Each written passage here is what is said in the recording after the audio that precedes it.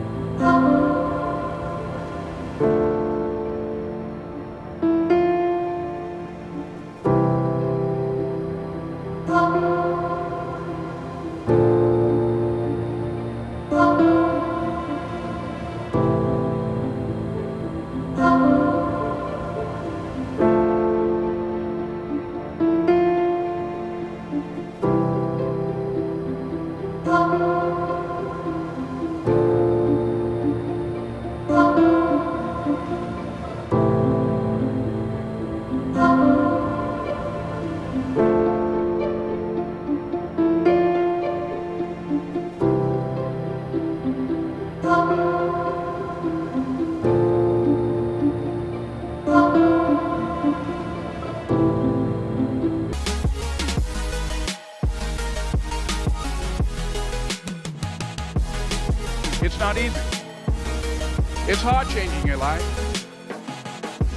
I'm talking about a problem in my life. So for you, I don't know what it is, but that problem, you cannot ignore it. Why? It will not go away. It will not go away on its own. It will not. You won't just wake up one day and it won't be there anymore. It's going to be there and it will haunt you for the rest of your life. So I'm telling you from personal experience, deal with it. Deal with it. And the sooner you deal with it and the sooner you overcome it, the sooner you get to your rewards, baby. The sooner you get on the other side of it, the sooner you begin to feel fulfillment. The sooner you get on the other side is self-actualization. Your dreams become a reality. The sooner you get on the other side of the problem is a wealth of success. The sooner you deal with the fact that you have test anxiety, deal with it. It's not the end of the world. Deal with it. Because when you deal with it, you can create a solution for it and you can get over it. Deal with it. That you and your children don't have the best relationship. Deal with it. Deal with the fact that you are a procrastinator. Deal with the fact that it's hard for you to execute. Deal with the fact that every time something happens, you're worried about it. Deal with the fact that you have this anxiety that every time you're about to reach another level of success, every time you're about to go to another level, you feel overwhelmed. Deal with the fact that you're struggling with your success, that you feel like, why me and why not my sister, or why me and why not other people. Deal with the fact that you feel guilty that you're successful. Deal with it. And I was sleeping in my office. It was hard when just over 3 years ago, in the Penobscot building in Detroit, Michigan, where I was operating my business, and I fell on some hard times. It was hard coming into the lobby, and the security said, "Excuse me, Mr. Brown, can we see you for a moment?" And I said, "Yes," and I walked up to the counter, and he gave me an envelope. And he said, "Would you mind reading it here?" And I opened the envelope, and the envelope was from management that said, "This is an office tower. It's not a hotel. Please do not sleep in your office." And I said, excuse me, sir. I said, I just work long hours in creating my business. I'm an entrepreneur. And right now, things are bad for me. But they're not going to be this way always. I'm not trying to make this my home. And it was hard coming through the lobby. And sometimes they would laugh. There's a guy talking about becoming successful. And look at him. He's bathing in the bathroom upstairs on the 21st floor. He sleeps on the floor. Him and two other dreamers up there. Look at him. It was hard, ladies and gentlemen, coming to speak to people. And I was facing financial difficulties in my own life. I was behind on my bills and my dreams, and I'm saying to them, you can live your dream. It was hard, ladies and gentlemen. It was very difficult to pick myself up each day believing that I could do it. There were times that I doubted myself. I said, God, why is this happening to me? I'm just trying to take care of my children and my mother. I'm not trying to steal or rob from anybody. Why did this have to happen to me? It was rough when I lost my job. And I could not find a job. It was humiliating and embarrassing, borrowing money. And then I couldn't pay the money back when I told them I would. That's rough.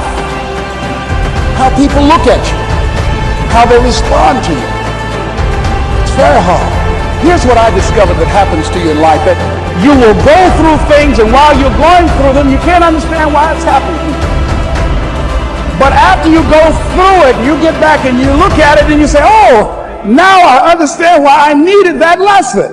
Then I saw that that was preparing me for bigger and better things. See, most people want it easy. See, easy come, easy what? Easy go. Learning those things that you don't like to do. But you know that in order for you to get where you want to go, this is one of the hoops that you have to flip through. And I'm saying to you, whatever you got to do it, because if you don't, life is going to whoop you until you surrender. How do you hang in there during the hard, difficult times? Les, you must have faith. You've got to believe in yourself. You've got to believe in your abilities. You've got to believe in your service, your company, your ideas. Unquestionably, you've got to have faith, and that faith gives you patience. That it's not going to happen as quickly as you want it to happen. A lot of things are going to happen that will catch you off guard. And so therefore you've got to deal with and handle it as it comes. And not only that, but that faith and patience drives you into action. You've got to keep moving. Be yourself, everyone else is taken. Well, that really speaks to the power of being an original. It speaks to this concept of authenticity, being yourself. I mean, we live in a world where there has never been so much of a seduction to be like everyone else. There's never been so much influence and hypnosis through the social media and through society to talk in a certain way, to walk in a certain way, to buy certain things, to measure your success by the same philosophy.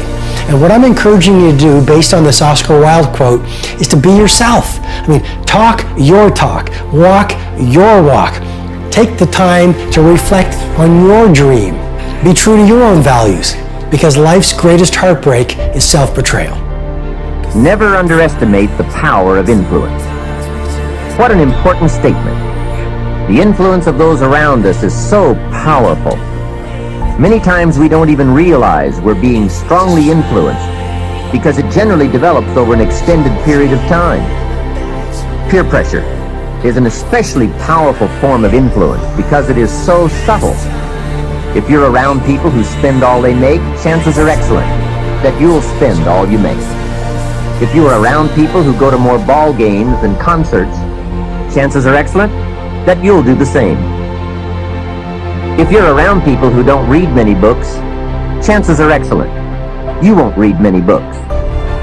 People around us can keep nudging us off course a little at a time until finally, 10 years from now, we find ourselves asking, how did I get here? Those subtle influences need to be studied carefully if we really want our lives to turn out the way we've planned. Now, on this major point, let me give you 3 key questions to ask. This may help you to make a better analysis of your current associations. Here is the first question. Who am I around? Good question. Make a mental study of the major people with whom you most often associate. You've got to evaluate everybody who is within the circle of being able to influence you. So, major question, who am I around? Next question, what are they doing to me? That's a major question to ask. What have they got me doing? What have they got me listening to? What have they got me reading? Where have they got me going? What have they got me thinking? How have they got me talking? And how have they got me feeling? What have they got me saying? You've just got to make a serious study of how others are influencing you, both negatively and positively.